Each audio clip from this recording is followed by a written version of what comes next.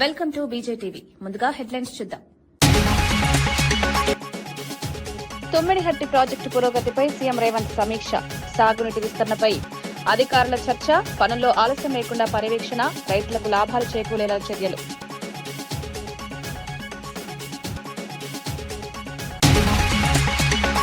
చంద్రబాబుపై తీవ్ర ఆరోపణలు చేసిన భూమన కరుణాకర్ రెడ్డి.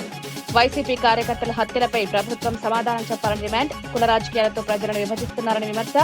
రాష్ట్రంలో శాంతి భద్రతల పరిస్థితి దిగజారిందని ఆందోళన.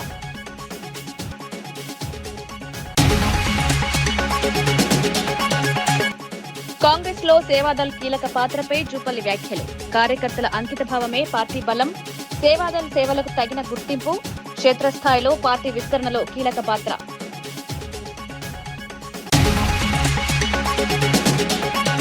కార్యకర్తల సంక్షేమంపై లోకేష్ కీలక వ్యాఖ్యలు. 160 కోట్లతో సంక్షేమ కార్యక్రమాలు. కార్యకర్తలే పార్టీ బలం. సమస్యల పరిష్కారంలో నాయకుల బాధ్యత.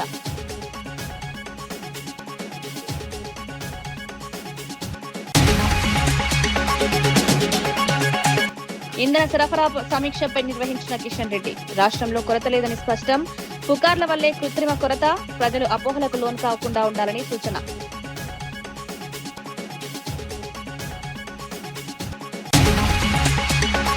తుమ్మిడిహట్టి ప్రాజెక్టు పురోగతిపై సీఎం రేవంత్ రెడ్డి ఎంసీహెచ్ఆర్డీలో సమీక్ష సమావేశం నిర్వహించారు. ఈ సమావేశానికి మంత్రి ఉత్తమ్ కుమార్ రెడ్డి, ఎంపీ వేం నరేందర్ రెడ్డి హాజరయ్యారు.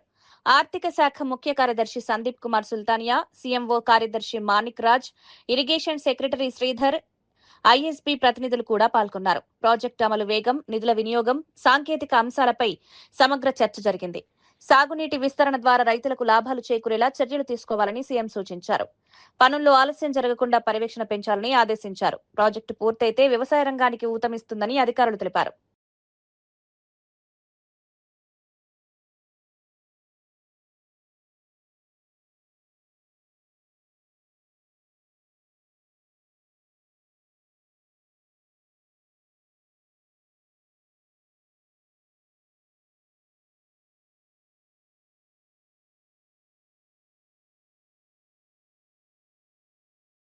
మంత్రి పదవిపై కోమటిరెడ్డి రాజగోపాల్ రెడ్డి కీలక వ్యాఖ్యలు చేశారు. రాహుల్ గాంధీ, సీఎం రేవంత్ రెడ్డి నాయకత్వంలో పార్టీ అభివృద్ధికి కట్టుబడి పనిచేస్తారని తెలిపారు.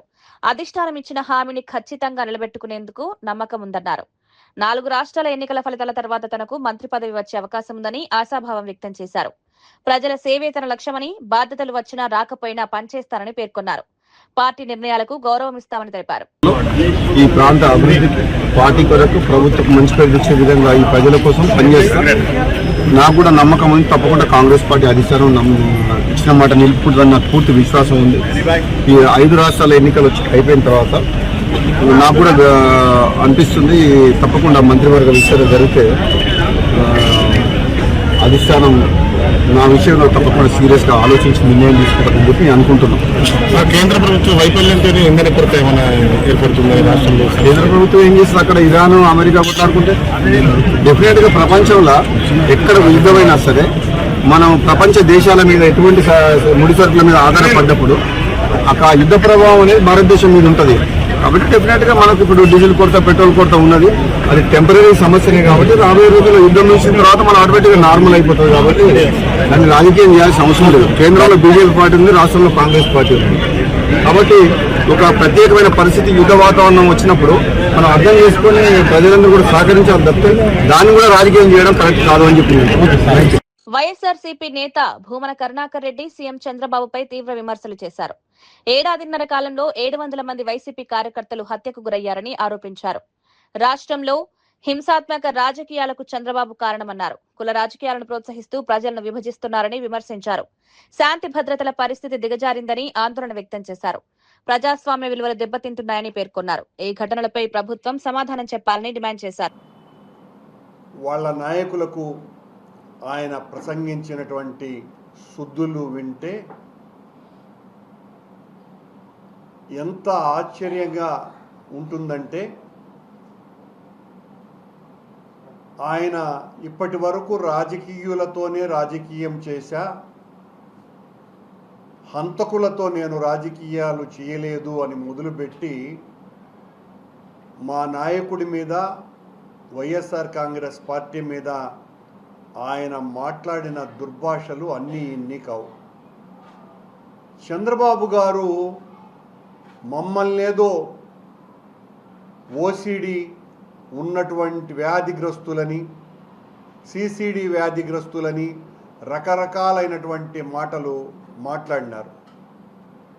చంద్రబాబు గారికి మెగలోమేనియా అనేటువంటి వ్యాధి ఉంది అని చాలా సంవత్సరాలుగా అనేక మంది మానసిక శాస్త్రవేత్తలు మాట్లాడటం జరిగింది.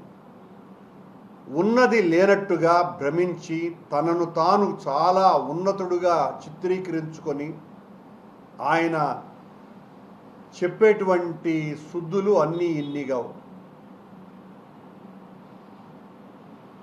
వేదాలు రాసింది ఆకివీడు రామాలయ పునర్నిర్మాణాన్ని అడ్డుకోవాలని దాఖలైన పిల్పై హైకోర్టులో విచారణ జరిగింది.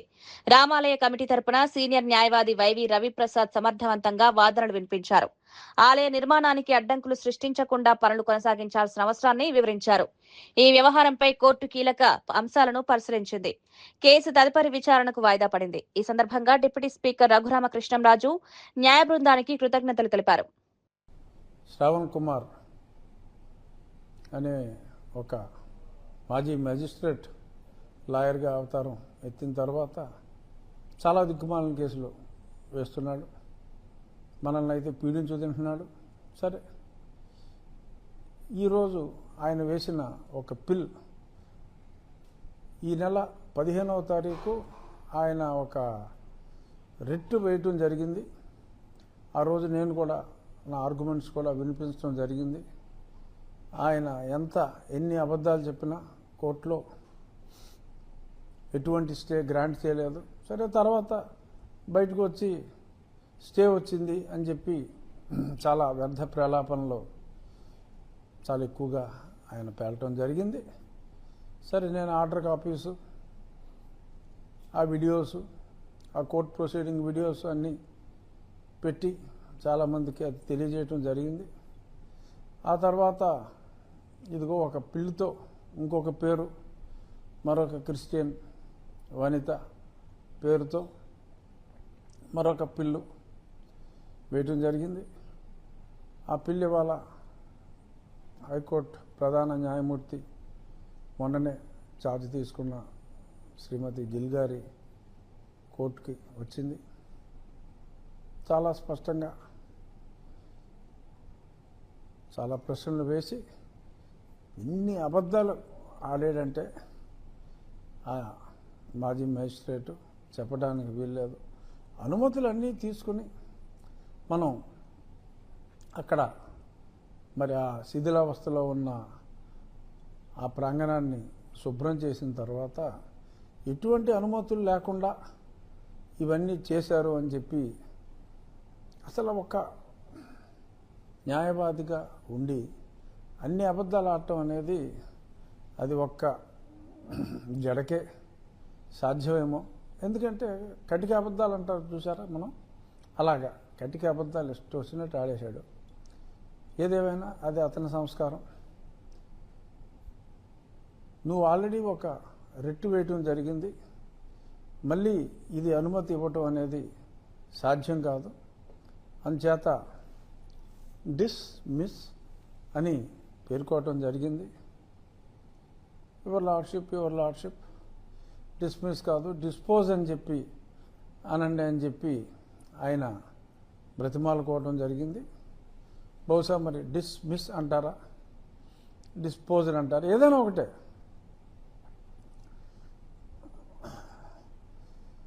దవడ బదలు కొట్టానంటాం, చెంప మీద కొట్టితిరి అంటాం, రెండు ఒకటే, కానీ ఆ ఇంటెన్సిటీలో తేడా ఉంటుంది.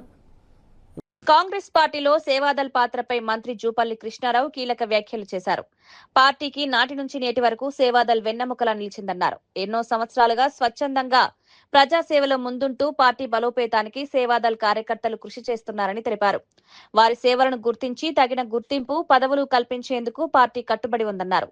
క్షేత్రస్థాయిలో పార్టీ సిద్ధాంతాలను ప్రజల్లోకి తీసుకువెళ్లడంలో సేవాదల్ కీలక పాత్ర పోషిస్తోందని చెప్పారు. కార్యకర్తల అంకిత భావం వల్లే కాంగ్రెస్ పార్టీ బలపడుతోందన్నారు.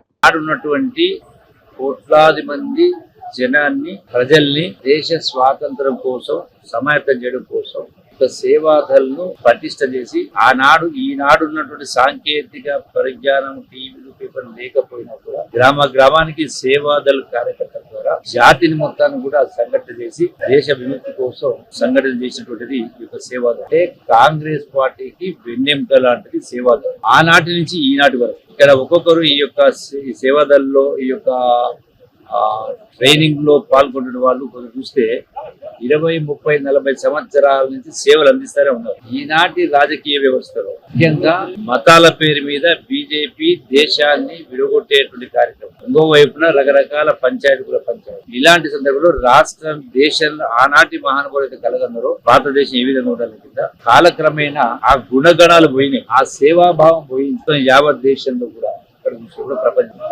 మళ్ళీ దేశానికి స్వాతంత్రం ఇచ్చిన మహనీయుల యొక్క కళలు నెరవేరాలంటే అలాంటి గుణగణాలు, సేవాభావం, అట్లాగే ప్రజల కష్ట సుఖాల పాలు పంచుకోవడం, ధైర్యము, సాహసము కావాలంటే ఇంకా ఈ యొక్క మళ్ళీ ఈ సేవా దళం అనేది కాంగ్రెస్ పార్టీ సేవాదళంలో దీన్ని ఇంకా విస్తరించాల్సిన అవసరం ఉంది. ఈ యొక్క ఆ మైండ్ సెట్ ఉన్నటువంటి వాడు ఇంకా సేవాదళంలో పెద్ద ఎత్తున పెంచేటువంటి ఏర్పాటు చేసి గ్రామానికి విస్తరించి ఏర్పాటు చేసి తెలంగాణ రాష్ట్రం తీసుకుంటే తెలంగాణ రాష్ట్రం ఏదైతే సాధన కోసం అమరవీరులు త్యాగాలు చేసిందో వాళ్ళ యొక్క ఆశలు నెరవేరాలన్నా, కళలు నెరవేరాలన్నా, అట్లాగే ఆనాటి మహానుభావులకు దేశాన్ని స్వాతంత్రించిందో వాళ్ళ యొక్క ఆశయాలు నెరవేరాలన్నా ఇలాంటి సేవాదళను ఇంకా విస్తరించే కార్యక్రమం చేసి ప్రజలను ఈ విలువల పట్ల, ఈ యొక్క గుణగణాల పట్ల సమాజాన్ని జాగృతం చేయడం కోసం ఈ సేవాదళను విస్తరించాల్సిన అవసరం ఉంది. కాంగ్రెస్ పార్టీ పరంగా, ప్రభుత్వ పరంగా ఎంత చేసినా ఈ సేవాదళ కార్యకర్తలు తక్కువనే, చేయాల్సింది చాలా ఉంటుంది. కాబట్టి వీళ్ళకు కూడా ఈ యొక్క నామినేటెడ్ పదవుల్లో కూడా కొంత ప్రోత్సాహం ఇవ్వాల్సిన అవసరం ఉంది, వాళ్ళని గుర్తించాల్సిన అవసరం ఉంది. మేము కూడా ఇప్పుడు చెప్పినాం, మా ముఖ్యమంత్రి గారితో, మా కేసీఆర్ గారితో చెప్పి వాళ్ళకు సముచిత స్థానం ఇచ్చే కార్యక్రమం చేసి ఈ యొక్క మంచి కార్యక్రమం, ఈ యొక్క ట్రైనింగ్ అనేది మంచి కార్యక్రమం చేస్తాం. డీజిల్ సరఫరాపై పరిమితులు విధించడంపై వైసీపీ నేత వడ్డీ రఘురాం తీవ్రంగా స్పందించారు. 50 లీటర్ల పరిమితి విధిస్తే ఆక్వా రైతులు, ఎగుమతిదారులు తీవ్ర ఇబ్బందులు పడతారన్నారు. రోజుకు 1000 టన్నుల చేపల సరఫరా నిలిచిపోతుందని ఆందోళన వ్యక్తం చేశారు. జగన్ ప్రభుత్వంలో ఇలాంటి సమస్యలను వేగంగా పరిష్కరించామని గుర్తు చేశారు. ప్రస్తుత ప్రభుత్వం వెంటనే చర్యలు తీసుకుని సమస్యను పరిష్కరించాలని డిమాండ్ చేశారు. 24 గంటల్లో పరిష్కారం చూపకపోతే బంక్లను మూయించే ఆందోళనకు గుర్తిగుతామని హెచ్చరించారు. ముఖ్యమంత్రిగా ఉన్నప్పుడు ఈశాన్య రాష్ట్రాల్లో పాలికెమికల్ మనం కలిపామని అక్కడ ఉన్నటువంటి ఈశాన్య రాష్ట్రాల్లో ఉన్న ఎంపీలు అక్కడ 300 నుంచి 400 ఎకరాలు సాగు చేసినప్పుడు అక్కడ ఫిష్ మార్కెట్ చేసుకోవడానికి పాలికెమికల్ కలిపారని మన దగ్గర కొన్ని లేనిపోయినాయని చెప్పడం జరిగింది. మన లోడ్లన్నీ కొన్ని వేల టన్నుల కన్నులు మన నాగాలాండ్ కానీ, అస్సాం కానీ, మిజోరాం కానీ, కలకటాకి వెళ్ళేది కొన్ని వేల టన్నుల రోడ్ల మీద ఆగిపోయింది. అక్కడ అప్సరా వైస్ చైర్మన్ గా ఆ రోజు పొలం మాణికన్న గారు స్పెషల్ చీఫ్ సెక్రటరీ సీఎం గారి దగ్గరికి వెళ్ళి మేమందరం మాట్లాడితే అప్పుడు జగన్మోహన్ రెడ్డి గారు అప్పుడు ఉన్నటువంటి సెంట్రల్ మినిస్టర్ పురుషోత్తం రూపాల గారితో మాట్లాడి అక్కడ ఉన్న సార్తో పాటు వాడు ఎంపీలుగా చేసిన వాళ్ళు ముఖ్యమంత్రిగా ఉన్నారు కాబట్టి వాళ్ళతో మాట్లాడి 24 గంటల్లో ఈ ఫిష్ లోడ్ అంతా కూడా ఈశాన్య రాష్ట్రాల్లో సేల్ చేసి మన రాష్ట్రంలో పాలికెమికల్ కలపట్లేదు అని ఛాలెంజ్ చేసి ఆ గవర్నమెంట్ కి మనం నిజ నిర్ధారణ చేసి సర్టిఫికెట్లతో సహా మనం ఇచ్చిన కార్యక్రమం ఉంది. ఇవాళ చేపల రైతులందరికీ తెలుసు, ఇవాళ డీజిల్ కొరత ఉండి మీరు చేపల రైతులు పడితే విజయవాడ దాకా వస్తే చేప ఎక్కడి నుంచి పంపుతారు? ఫ్లైట్ లో పంపుతారా, కార్గోలో పంపుతారా? రాష్ట్ర ప్రభుత్వం అని చెప్పిందా రైతులకి? ఇవాళ ఆక్వా రైతులు ఉన్నారు. ఇవాళ ఆక్వా రైతులకి ఇవాళ ప్రొక్యూర్మెంట్ జరుగుద్ది. జరిగిన తర్వాత అక్కడి నుంచి కోనసీమలో ఉంది, లేకపోతే ఇక్కడ ఉంది. ఒక ప్రాసెసింగ్ ప్లాంట్ ఏమో వైజాగ్ లో ఉంటుంది, ఒక ప్రాసెసింగ్ ప్లాంట్ ఏమో ఎక్కడ మన ఒంగోలులో ఉంటుంది, ఒక ప్రాసెసింగ్ ప్లాంట్ ఉయ్యూరులో ఉంటుంది. రకరకాల ప్రాసెసింగ్ ప్లాంట్ 130 ప్రాసెసింగ్ ప్లాంట్లు ఉన్నాయి. అందులో 70 కంపెనీలు అసోసియేషన్ లో ఉంటాయి. ఉన్నప్పుడు మీరు 50 లీటర్లు కొట్టితే ఈ రొయ్య అక్కడి నుంచి ప్రాసెసింగ్ ప్లాంట్ కి ఎప్పటికి వెళ్తుంది? అది పచ్చి సరుకు వాసన వచ్చేస్తే కోల్డ్ స్టేజ్ లో పెట్టకుండా రొయ్య రైతు నాశనం అయిపోతాడు. మీరు ఈ కార్యక్రమాలు చేస్తా మీరు ఏది లేదు, అన్ని కలబు లేని ఉన్నట్టు వందలు ఉన్నట్టు చెప్పటం. ఇవాళ ఆంధ్రప్రదేశ్ లో ఆక్వా రంగాన్ని చూసుకుంటే 64,000 కనెక్షన్స్ ఉన్నాయి. ఆక్వా జోన్ కానీ, నాన్ ఆక్వా జోన్ కానీ. ఇందులోంచి వైఎస్ జగన్మోహన్ రెడ్డి గారు ముఖ్యమంత్రిగా ఉన్నప్పుడు ఇవాళ 4,64,000 ఎకరాలు కల్చర్ చేస్తే 3,50,000 ఎకరాలని ఆక్వా జోన్ పరిధిలో 10 ఎకరాల లోపు తీసుకొచ్చి 3,640 కోట్లు ఇవాళ 5 సంవత్సరాల్లో ఈ ఆ రాష్ట్ర ప్రభుత్వం అప్పుడు ఉన్నట్టు వైఎస్ జగన్మోహన్ రెడ్డి గారు ఇచ్చాం. ఇప్పుడు వరకు మీరు ఇచ్చింది ఎంత? 2 సంవత్సరాలు గడుస్తుంది. ఆ రోజుల్లో మేము ఆక్వాజోన్ పరిధిలోకి రాష్ట్రం మొత్తం 64,000 కనెక్షన్స్ ఉంటే ఆక్వాజోన్ కానీ నాన్ ఆక్వాజోన్ కానీ దాన్ని మేము 50,800 కనెక్షన్స్ ని ఆక్వాజోన్ పరిధిలోకి తీసుకొచ్చాం. మీరు అసెంబ్లీలో జరుగుతున్నప్పుడు ఆక్వా రైతులందరికీ మేము ఇచ్చేసాం. Super 6 super success. Telugu Desam party కార్యకర్తల సంక్షేమానికి కట్టుబడి ఉందని మంత్రి నారా లోకేష్ తెలిపారు. ఇప్పటి వరకు 160 కోట్లకు పైగా ఖర్చు పెట్టామని వెల్లడించారు. విద్య, వైద్యం, స్వయం ఉపాధి రంగాల్లో అనేక కార్యక్రమాలు అమలు చేస్తున్నామన్నారు. కార్యకర్తల సమస్యలను పరిష్కరించేందుకు ప్రతి నాయకుడు బాధ్యత తీసుకోవాలని సూచించారు. పార్టీ బలోపేతానికి కార్యకర్తలే బలమని పేర్కొన్నారు. వారి సంక్షేమమే పార్టీ లక్ష్యమని స్పష్టం చేశారు. రూపాయలు ఖర్చు పెట్టిన ఏకైక పార్టీ ఒక తెలుగుదేశం పార్టీ. విద్య, వైద్యం, స్వయం ఉపాధికి అనేక కార్యక్రమాలు చేస్తున్నాం. ఏకంగా ఒక పెద్ద వ్యవస్థని మేము ఈరోజు ఏర్పాటు చేసాం. బ్లాక్ 2లో ఆ వ్యవస్థ పనిచేస్తుంది. కార్యకర్తలకు అండగా నిలబడతాం. కార్యకర్తల తరపున వాళ్ళ సమస్యలు పరిష్కరించే బాధ్యత మనందరం తీసుకోవాలని ఈ సభాముఖంగా కోరుతున్నాం. గడిచిన 44 ఏళ్ల ప్రయాణంలో పడ్డాం, లేచాం, కానీ ఎప్పుడు నిలబడ్డాం, ఎప్పుడూ మన అధైర్యపడలేదు. దానికి ప్రధానమైన కారణం మన సిద్ధాంతాలు. సమాజమే దేవాలయం, ప్రజలే దేవుళ్ళు అని చెప్పిన గొప్ప నాయకుడు అన్న ఎన్టీఆర్. ఆయన ఆశయాలతో మనం ఇన్నాళ్ళు నడుచుకుంటూ వచ్చాం. మారిన కాలానికి మనం జరిగిన మహానాడులో 6 శాసనాలు మనం ప్రకటించుకుంటాం జరిగింది. ఆ 6 శాసనాలపైన వేదిక పైన ఉన్న పెద్దలతో చర్చించాం, వేదిక ముందల నాయకులతో చర్చించాం. ఏం పెడితే బాగుంటుంది, రాబోయే 4 దశాబ్దాలు పార్టీని ఎలా నడిపించాలి, ఆ మార్గం మనం ఎంచుకోవాలని నేను కోరుతాం జరిగింది. అందులో మొదటిది తెలుగు జాతి విశ్వఖ్యాతి, రెండోది యువగలం, మూడోది స్త్రీ శక్తి, నాలుగోది పేదల సేవలో సామాజిక న్యాయం, ఐదోది అన్నదాతకు అండగా, ఆరోది కార్యకర్తనే మన అధినేత. ఇది మీ అందరికి ఎందుకు గుర్తు చేస్తున్నానంటే, రాబోయే రోజుల్లో మనందరం నిర్ణయాలు తీసుకోవాల్సి వస్తుంది. అందుకే మనకి ఈ బాధ్యత ఇచ్చింది పార్టీ. తెలంగాణలో ఇంధన సరఫరాపై కేంద్ర మంత్రి కిషన్ రెడ్డి సమీక్ష నిర్వహించారు. హైదరాబాద్ లో చమురు సంస్థల ప్రతినిధులు డీలర్లతో సమావేశమయ్యారు. రాష్ట్రంలో పెట్రోల్, డీజిల్ కొరత లేదని స్పష్టం చేశారు. పుకార్ల కారణంగా ప్రజలు భయాందోళనకు గురవుతున్నారన్నారు. అవసరానికి మించి నిల్వలు చేసుకోవడం వల్ల కృత్రిమ కొరత ఏర్పడుతోందని తెలిపారు. సరఫరా వ్యవస్థ సక్రమంగా కొనసాగుతోందన్నారు. पेट्रोल डीजल खरीदते हैं लोग, अभी उसका 100% डबल हो गया. इसके कारण थोड़ा प्रॉब्लम हुआ है. आज इस विषय पर मैं पूरा पेट्रोलियम कंपनीज, IOCL हो, BPCL हो, सभी कंपनीज, HPCL हो, सभी लोगों को बुलाकर रिव्यू किया हूँ. हमारे पास पूरा स्टॉक्स है, कोई प्रॉब्लम नहीं है. कुछ लोग आज वेस्ट बंगाल के पोलिंग के बाद रेट बढ़ेगा जैसा गलत प्रचार किया है. हमारा दुर्भाग्य है, देश का अपोजिशन पार्टी लीडर गैर जिम्मेदारी के साथ इर्रेस्पॉन्सिबल स्टेटमेंट राहुल गांधी जी ने दिया है. वो ऐसी स्टेटमेंट देने के कारण आज देश में जो पेट्रोल डीजल हो उसका परचेस डबल हो गया, क्योंकि रेट बढ़ेगा इसलिए सभी लोग पेट्रोल गाड़ी में टैंक फुल करके फिर घर में अनलोड कर रहे. इसके कारण ये गर्मी का सीज़न है. मैं लोगों से अनुरोध करता हूँ, घरों में कोई पेट्रोल मत रखिए आप लोग. ये गर्मी का सीज़न है, एक्सीडेंट होने का समस्या भी है. मैं देश के जनता से अनुरोध करता हूँ, कोई भी पेट्रोल अपने घरों में स्टॉक मत रखिए. भारत सरकार के पास, भारत देश के पास, अभी पेट्रोलियम कंपनीज के पास आज पेट्रोल डीजल स्टॉक्स है. अभी कोई चिंता करने का ज़रूरत नहीं, कोई टेंशन होने का ज़रूरत नहीं, पैनिक होने का ज़रूरत नहीं है. हम पूरा सप्लाई भारत सरकार के द्वारा कर रहे हैं। आप जो भी टेंशन है भारत का प्रधानमंत्री नरेंद्र मोदी जी लेंगे।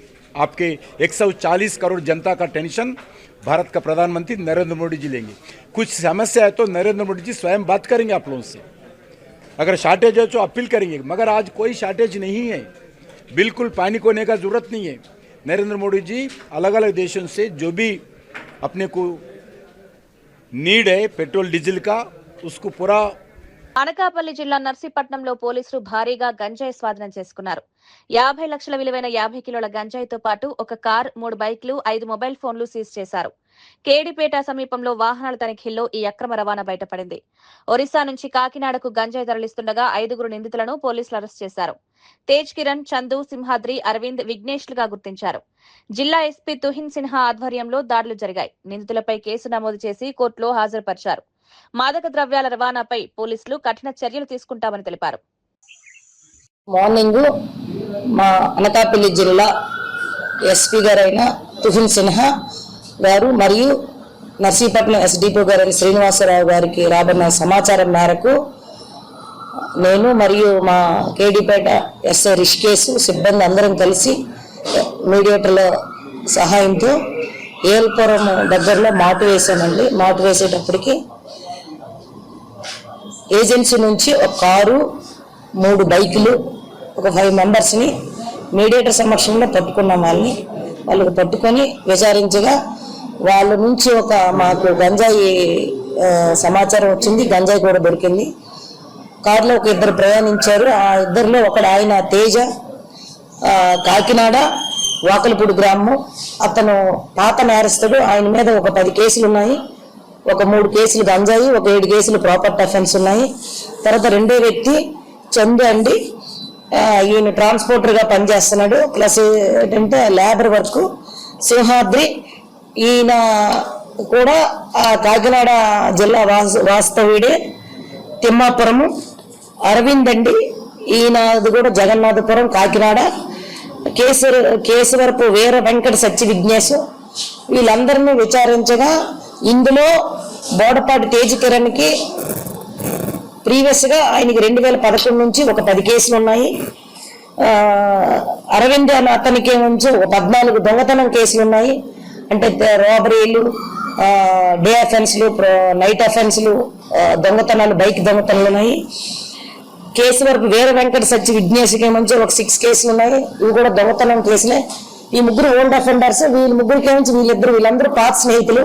వీళ్ళు ఏం చేశారంటే 27 సాయంకాలం ఈ తేజ్ కిరణ్ అనే అతను ice cream plus juice parlour నడుపుతున్నాడు.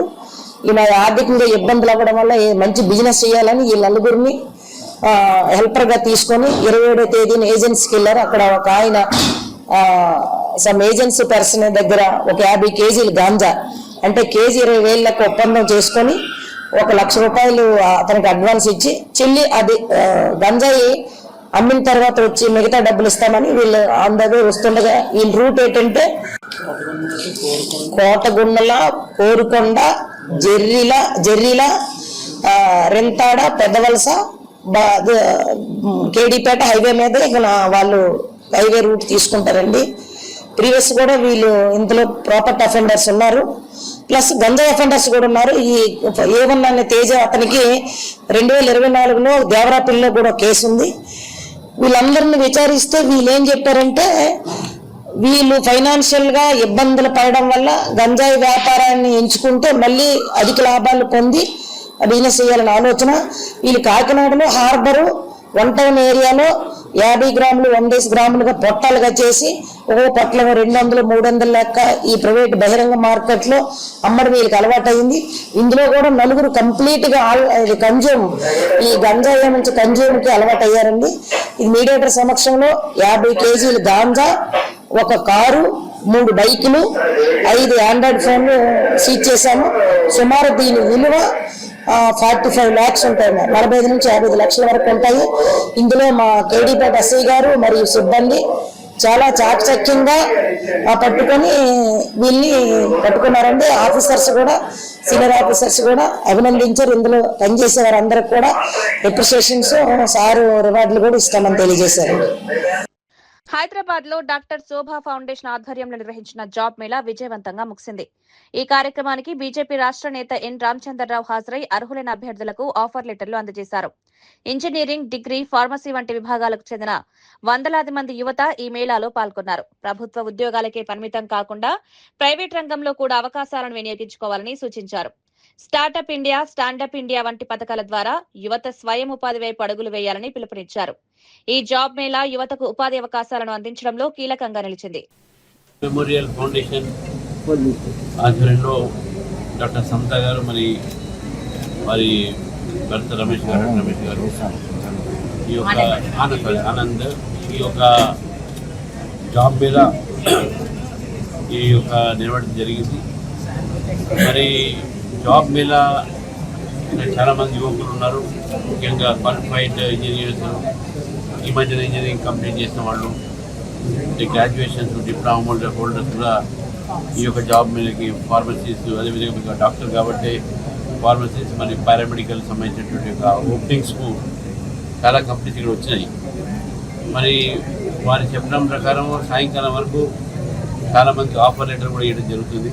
డాక్టర్ చిత్తూరు జిల్లా కాణిపాకం వరసిద్ధి వినాయక స్వామి దేవస్థానంలో భక్తులు పెద్ద ఎత్తున దర్శనానికి వచ్చారు. ఈ సందర్భంగా రామచంద్ర యాదవ్ కుటుంబ సమేతంగా స్వామివారిని దర్శించుకున్నారు. దేవస్థానం అధికారులు వారికి స్వాగతం పలికి ప్రత్యేక దర్శన ఏర్పాట్లు చేశారు. అనంతరం స్వామివారి తీర్థ ప్రసాదాలు, శేషవస్త్రం, చిత్రపటం అందజేశారు. వేద పండితులు ఆశీర్వచనాలు అందించారు. భక్తులు ఆధ్యాత్మిక ఉత్సాహంతో పాల్గొన్నారు. ఆలయంలో భక్తుల రద్దీ కొనసాగుతుండగా అధికారులు అన్ని ఏర్పాట్లు చేశారు.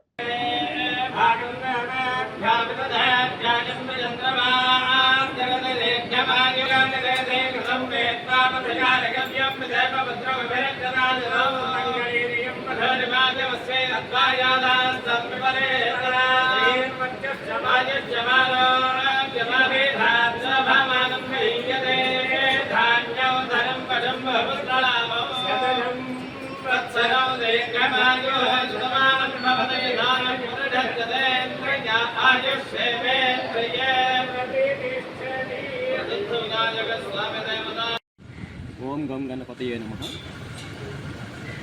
ప్రముఖ పుణ్యక్షేత్రం శ్రీ కాణిపాకంలో వెలిసిన స్వయంభూ వరసిద్ధి వినాయక స్వామి దర్శనం కోసం ఈరోజు కుటుంబ సభ్యులతో చేయడం జరిగింది. ఆ స్వామివారి ఆశీస్సులు అందరికీ ఉండాలని, అందరికీ మంచి జరగాలని మనస్ఫూర్తిగా కోరుకుంటున్నాను.